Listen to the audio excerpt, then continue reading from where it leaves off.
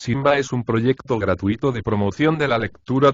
Ayúdanos a que nuestros libros lleguen a más gente compartiendo lecturas en las redes sociales. Si puedes y quieres, también puedes hacer una donación para mantener el proyecto y posibilitar que nuestra biblioteca siga creciendo.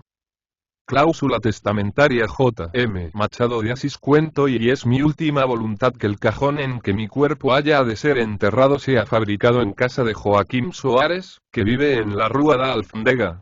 Deseo que él sea informado acerca de esta disposición, que también será pública. Joaquim Soares no me conoce, pero es digno de la distinción, por ser uno de nuestros mejores artistas, y uno de los hombres más honrados de nuestra tierra y se cumplió fielmente esta cláusula testamentaria. Joaquim Soares hizo el cajón en que fue introducido el cuerpo del pobre Nicolás B.D.C. Lo fabricó él mismo, con amor. Y, por fin, con un gesto cordial, pidió que se le autorizara a no recibir ninguna remuneración.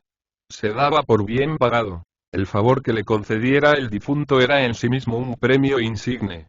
Solo deseaba una cosa: copia del texto original de la cláusula. Se la dieron. Él la mandó enmarcar y la colgó de un clavo, en el negocio. Los otros fabricantes de cajones, pasado el asombro, exclamaron que la disposición testamentaria era una desmesura. Felizmente, y esta es una de las ventajas de la organización social, felizmente todas las demás clases entendieron que aquella mano, brotando del abismo para bendecirla de un obrero modesto, había practicado una acción rara y magnánima. Corría el año 1855. La población estaba más concentrada. No se habló de otra cosa. El nombre de Nicolás revoloteó durante muchos días en la imprenta de la corte, de donde pasó a las de las provincias. Pero la vida universal es tan variada, los sucesos se acumulan con tal intensidad, y con tal prontitud y, finalmente, la memoria de los hombres es tan frágil, que un día llegó en que la acción de Nicolás cayó totalmente en el olvido. No vengo a restaurarla. Olvidar es una necesidad. La vida es una pizarra, en la que el destino, para escribir un nuevo episodio, tiene que borrar el anterior. Obra de tiza y esponja. No vengo a restaurarla. Hay millares de acciones tan hermosas y aún más hermosas que la de Nicolás, que han sido devoradas por el olvido. Vengo a decir que la cláusula testamentaria no es un efecto sin causa. Vengo a mostrar una de las mayores curiosidades mórbidas de este siglo. Sí, lector amado, vamos a entrar en plena patología. Ese niño que ahí veis, a fines del siglo pasado, en 1855, cuando murió, tenía Nicolás 68 años, ese niño no es un producto sano, no es un organismo perfecto. Al contrario, desde los más tiernos años, manifiesta mediante actos reiterados que hay en él algún vicio interior, alguna falla orgánica. No se puede explicar de otro modo la obstinación con que él corre a destruir los juguetes de los otros niños, no digo los que son iguales a los de él, o aún inferiores, sino los que son mejores o más costosos. Menos aún se comprende que, en los casos en que el juguete es único o por lo menos inusual, el joven Nicolás consuele a la víctima con 2 o 3 puntapiés. Nunca menos de 1. Todo esto es oscuro. Culpa del padre no puede ser. El padre era un honrado comerciante o comisionista. La mayor parte de las personas a las que aquí se le da el nombre de comerciantes, decía el marqués de Labradio, son nada más que simples comisionistas, que vivió con cierto brillo, en el último cuarto del siglo, hombre ríspido, austero, que amonestaba al hijo y, cuando era necesario, lo castigaba. Pero ni las amonestaciones ni los castigos servían de nada. El impulso interior de Nicolás era más eficaz que todos los bastones paternos. Y, 1 o 2 veces por semana, el pequeño reincidía en el mismo delito. Los disgustos de la familia eran profundos. Cierta vez llegó, incluso, a ocurrir algo que, por sus gravísimas consecuencias, merece ser contado. El virrey, que era por entonces el conde de Resende, andaba preocupado por la necesidad de construir un muelle en la playa de Don Manuel. Esto, que sería hoy un simple episodio municipal, era en aquel tiempo, teniendo en cuenta las reducidas proporciones de la ciudad, una empresa importante. Pero el virrey no tenía recursos. Los fondos públicos apenas podían cubrir las demandas ordinarias. Hombre de Estado, y probablemente filósofo, engendró un expediente no menos suave que proficuo. distribuir, a cambio de donativos pecuniarios, puestos de capitán, teniente y alférez. Divulgada la resolución, entendió el padre de Nicolás que era la ocasión propicia para figurar, sin peligro, en la galería militar del siglo, al mismo tiempo que con ello desmentía una doctrina brahmánica. De hecho, consta en las leyes de Manu que de los brazos de Brahma nacieron los guerreros, y del vientre los agricultores y comerciantes. El padre de Nicolás, al adquirir el rango de capitán, enmendaba ese punto de la anatomía gentilicia. Otro comerciante, que con él competía en todo, si bien eran parientes y amigos, apenas se enteró del cargo que le fuera conferido, fue también a llevar su piedra al muelle. Desgraciadamente, el despecho por haberse retrasado algunos días, le sugirió un arbitrio de mal gusto y, en nuestro caso, funesto. Así fue que él pidió al virrey otro puesto de oficial del puerto, tal era el nombre dado a los agraciados por aquel motivo, para un hijo de 7 años. El virrey vaciló, pero el pretendiente, además de duplicar la donación, se empeñó a fondo en lograr lo que deseaba, y el niño fue nombrado alférez. Todo se cumplió en secreto. El padre de Nicolás solo se enteró de lo ocurrido el domingo siguiente, en la iglesia del Carmen, al ver a los dos, padre e hijo, siendo que el niño lucía un uniforme en el que, por gentileza, le habían enfundado el cuerpo. Nicolás, que allí estaba también, se puso lívido. Después, llevado por un impulso, se arrojó sobre el joven alférez y le destrozó el uniforme, antes que los padres pudiesen socorrerlo. Fue un escándalo. La gritería del pueblo, la indignación de los devotos, las quejas del agredido, interrumpieron por algunos instantes las ceremonias eclesiásticas. Los padres intercambiaron algunas palabras afuera, en el atrio, y se separaron peleados para siempre. Este muchacho será nuestra perdición, vociferaba el padre de Nicolás, en su casa, después del episodio. Nicolás recibió entonces muchos golpes, soportó mucho dolor, lloró, sollozó. Pero en su conducta nada cambió. Los juguetes de los otros niños no corrieron menores riesgos. Lo mismo ocurrió con las ropas. Los niños más ricos del barrio no salían a la calle sino con las más modestas vestimentas de entrecasa, único modo de escapar a las uñas de Nicolás. Con el transcurso del tiempo, extendió él su aversión a las caras, cuando eran bonitas o consideradas como tales. La calle donde él vivía contaba con un sinnúmero de caras lastimadas, arañadas, contusas. Las cosas llegaron a tal punto, que el padre resolvió encerrarlo en su casa durante 3 o 4 meses. Fue un paliativo y, como tal, excelente. Mientras duró la reclusión, Nicolás se mostró poco menos que angelical. Excepción hecha de aquella inclinación mórbida, era tierno, dócil, obediente, amigo de la familia, puntual en las oraciones. Pasados los 4 meses, el padre lo soltó. Ya era hora de que se encargase de él un profesor de lectura y gramática. Déjemelo a mí, dijo el profesor. Déjemelo a mí. Le aseguro que con esto, y señalaba el rebenque, y con esto se le van a ir las ganas de maltratar a los compañeros. Frívolo. 3 veces frívolo, profesor. Sí, no hay duda que él logró resguardar la integridad de los niños hermosos y las ropas vistosas, reprimiendo decididamente las primeras embestidas del pobre Nicolás. ¿Pero se logró acaso que él se curase de su mal?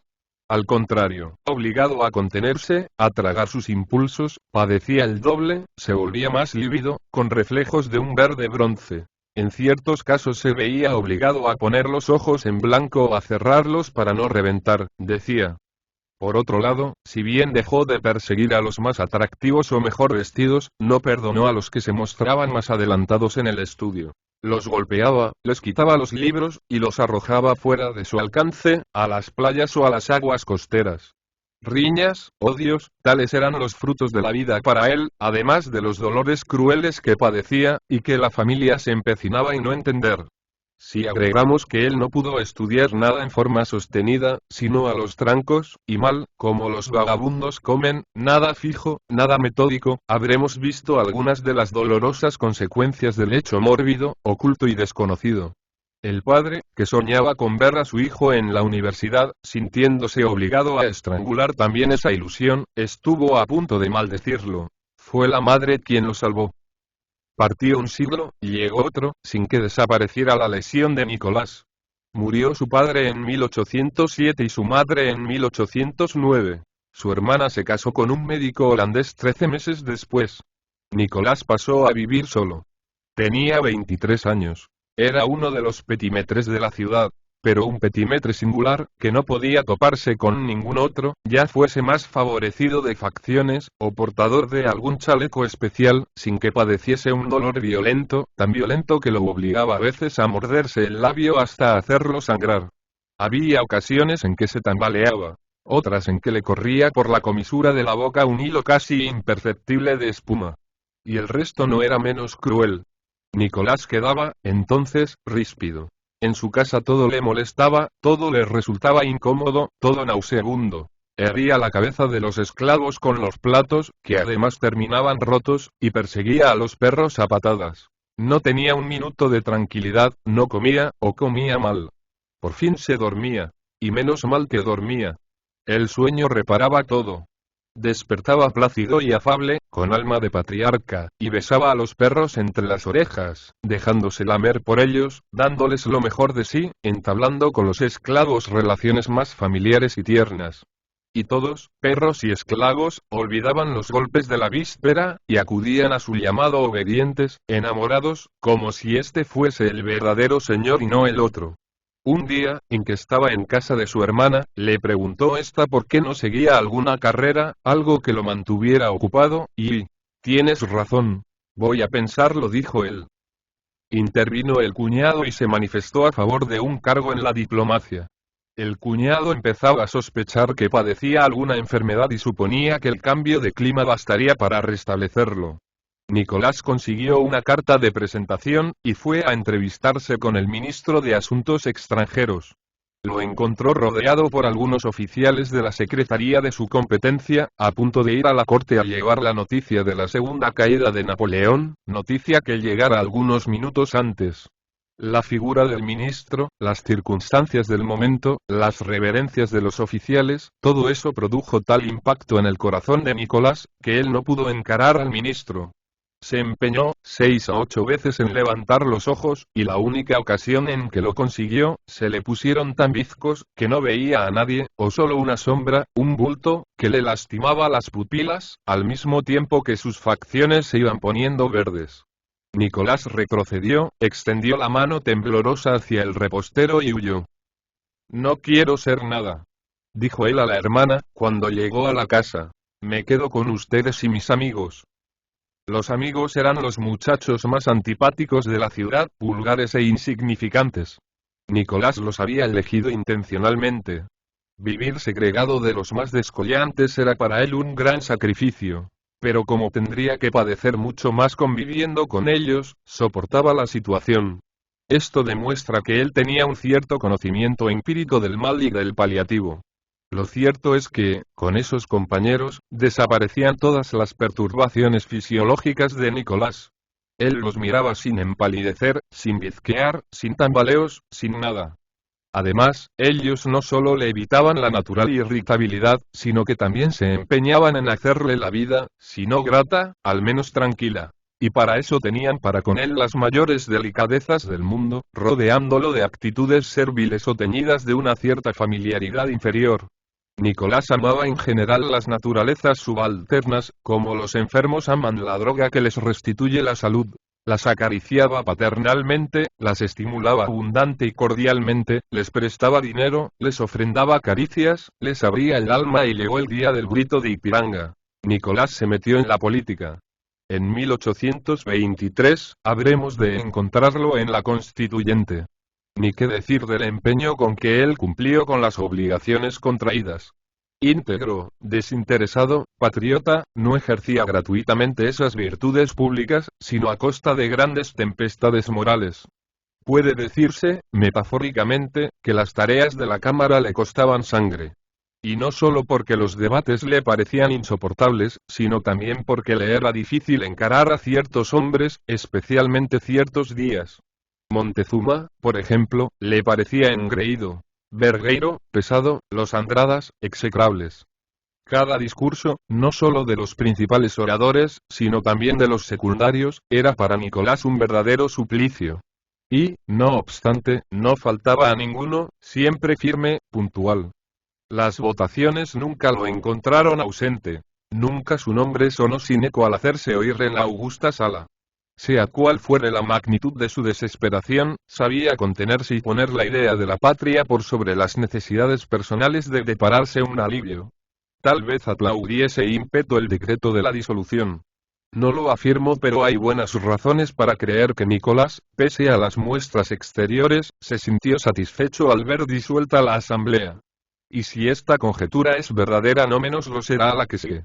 Que la deportación de algunos de los líderes constituyentes, declarados enemigos públicos, vino a aguarle aquel placer.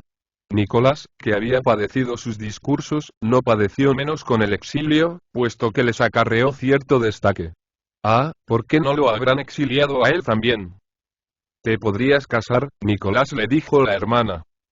No tengo novia. ¿Te consigo una, quieres? Era un plan del marido. En opinión de este, la molestia de Nicolás había sido descubierta.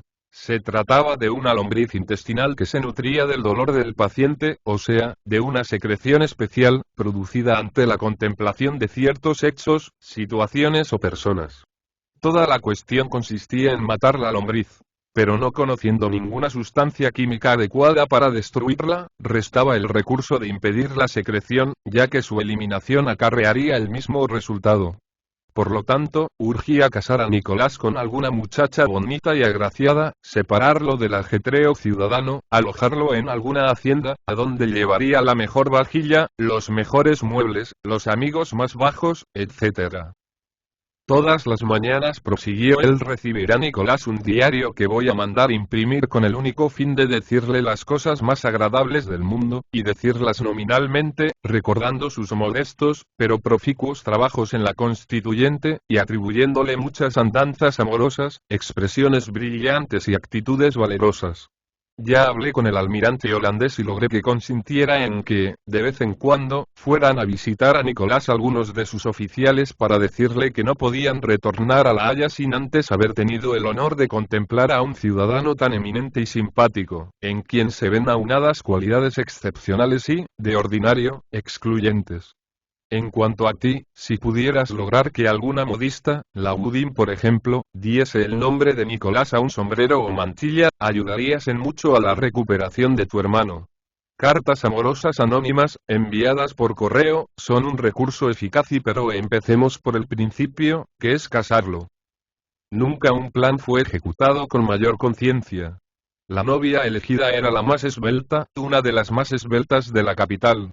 Los casó el propio obispo. Recluido en la estancia, los acompañaron allí solo algunos de sus amigos más triviales. Se imprimió el diario, se le enviaron las cartas, se sobornó a las visitas. Durante 3 meses todo anduvo a las 1000 maravillas.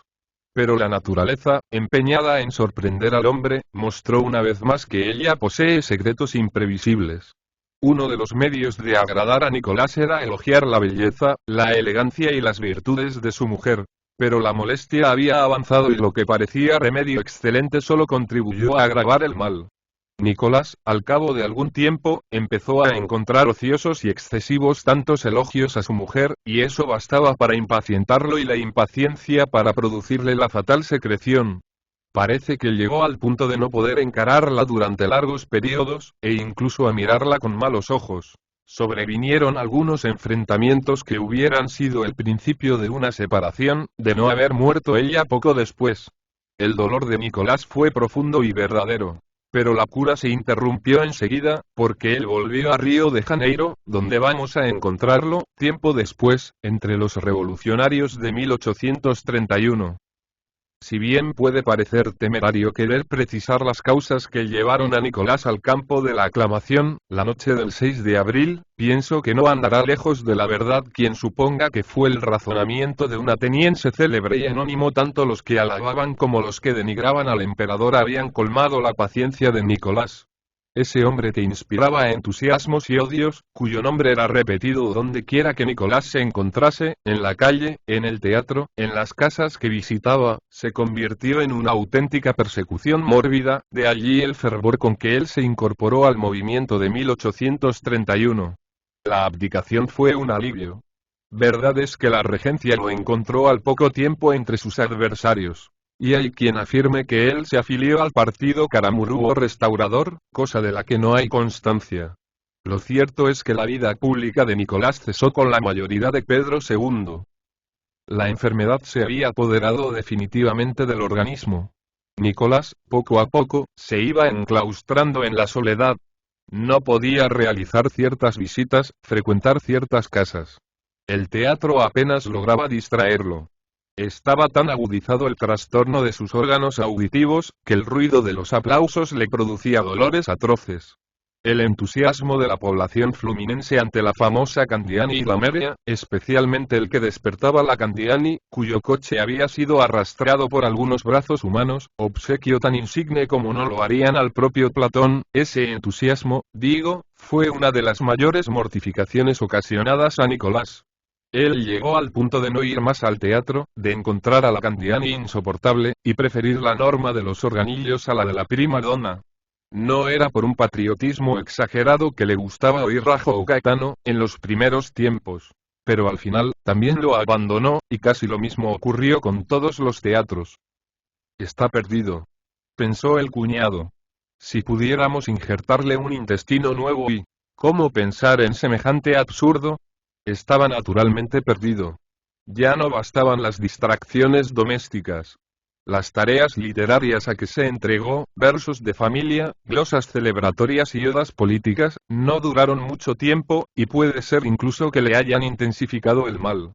De hecho, un día, le pareció que esta ocupación era la cosa más ridícula del mundo, y los aplausos consagrados a Gonalves Díaz, por ejemplo, le dieron idea de un pueblo trivial y dominado por el mal gusto. Ese sentimiento literario, fruto de una lesión orgánica, terminó por volverse sobre la propia lesión, al punto de producir graves crisis, que lo tuvieron algún tiempo postrado.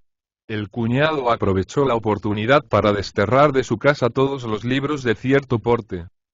En cambio resulta menos explicable la desprolijidad con que pocos meses después empezó a vestirse. Educado en el culto de la elegancia, era un viejo cliente de Plum, uno de los principales sastres de la corte, y no pasaba un solo día sin que fuese a peinarse a Desmarais y Gerard, Coiffeurs de la Cour, en la Rue d'Ouidor. Parece que cierto día encontró demasiado soberbia esta denominación de peluqueros de la corte, y los castigó yendo a peinarse con un barbero de quinta categoría. En cuanto al motivo que lo indujo a modificar sus hábitos en el atuendo, repito que es enteramente oscuro, y a no ser por razones de edad, resulta inexplicable. La despedida del cocinero es otro enigma. Nicolás, por insinuación del cuñado, que quería distraerlo, ofrecía 2 cenas por semana. Y los comensales eran unánimes en considerar que el cocinero de Nicolás descollaba por sobre todos los de la capital. Realmente, los platos eran buenos, algunos excelentes, pero el elogio era un tanto enfático, excesivo, con el propósito, justamente, de complacer a Nicolás, y así fue durante un tiempo. ¿Cómo entender, empero, que un domingo, terminada la cena, que había sido magnífica, despidiese él a un varón tan insigne, causa indirecta de algunos de sus momentos más deliciosos en la tierra? Misterio impenetrable. Era un ladrón. Fue la respuesta que le dio a cuñado. Ni los esfuerzos de este ni los de la hermana y de los amigos, ni de los bienes, nada mejoró a nuestro triste Nicolás. La secreción intestinal se hizo crónica, y la lombriz se había multiplicado infinitamente, teoría que no sé si es verdadera, pero que era, al fin de cuentas, la del cuñado. Los últimos años fueron cruentos. Casi se podría jurar que él vivió entonces, con el cutis continuamente verdoso, irritado, con los ojos bizcos, padeciendo para sus adentros mucho más de lo que hacía sufrir a quienes lo rodeaban.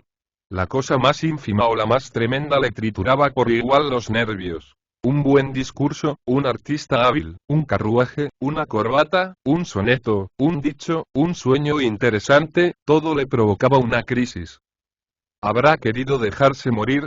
Así podría suponérselo, al ver la impasibilidad con que rechazó los remedios de los principales médicos de la corte.